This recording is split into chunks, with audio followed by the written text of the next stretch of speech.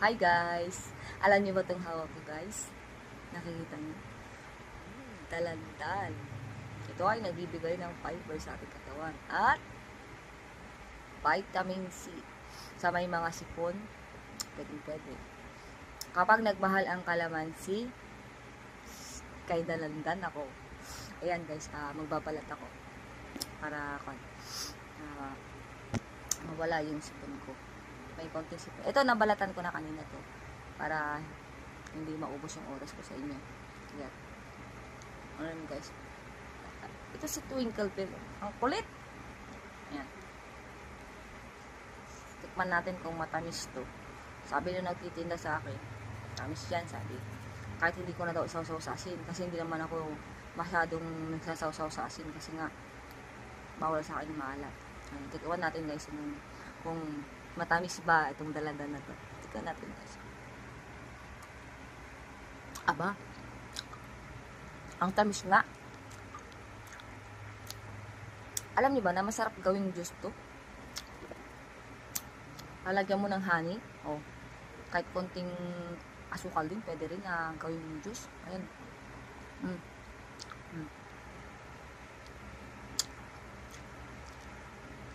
Kapag nagmahal nga ang kalamansi, ito nga ginagawa kong juice. Sa dalawang ganito, pwede na sa kalamansi. 10 piraso bago ako makabuo ng titiplayin kong juice. Ito, 2 piraso. Dami na, di ba? Ang tamis pala nang binigay sa akin ng nagtinda nito.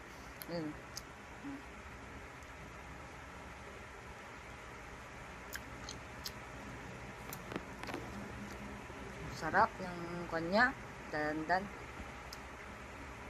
Sinisipon kasi ako eh.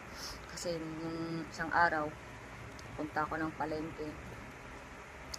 Biglang umaambon, tapos wala akong dalang payong. Kaya, ayun, parang masama ang pakaramdam ko. Sinisipon ako. Tamis pala na yato eh.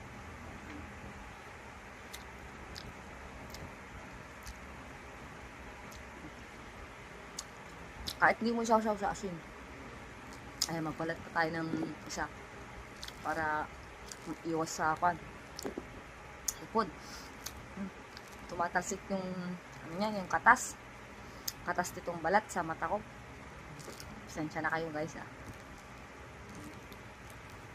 Shoutout pala dyan sa mga kaibigan ko na nanonood sa akin. Hi.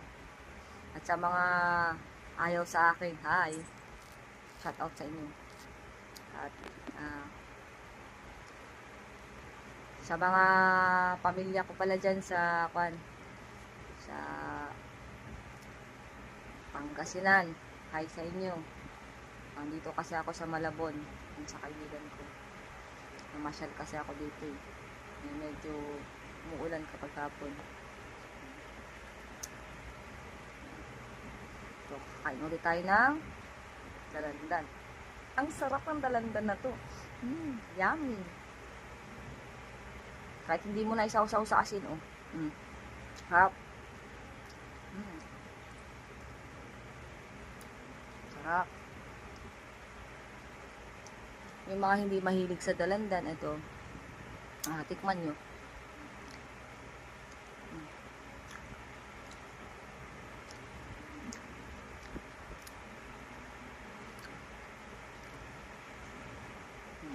Sarap.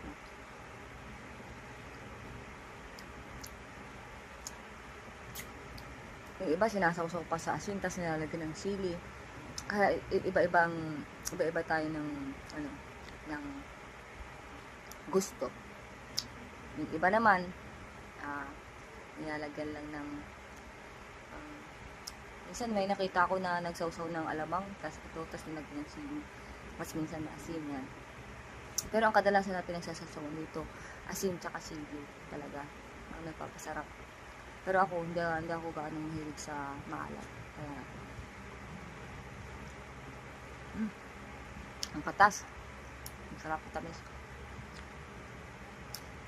Mura na ngayon ang dalandan eh. 1 kilo, 60 pesos. Dito sa Malabon. Pero doon sa amin, makabili ka 40 pesos. Mayroon pa nga 25 pesos eh.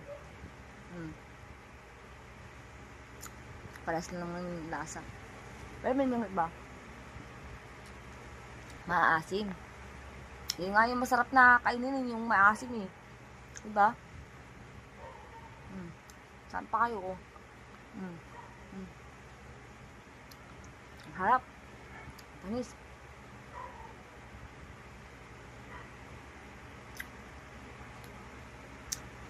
Kaya, sa may mga sipon, ito ang solusyon. Dalandan. Plus. Ayan.